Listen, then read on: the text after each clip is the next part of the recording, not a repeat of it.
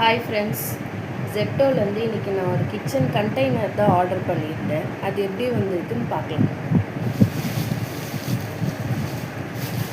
Okay, பெருசாக இருக்குது. So இப்படி தான் இருக்குது. 5 பீஸ் இருக்குது.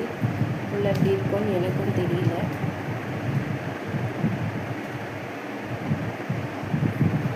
இது 5 பீஸ் 129 போட்டிருந்துச்சு.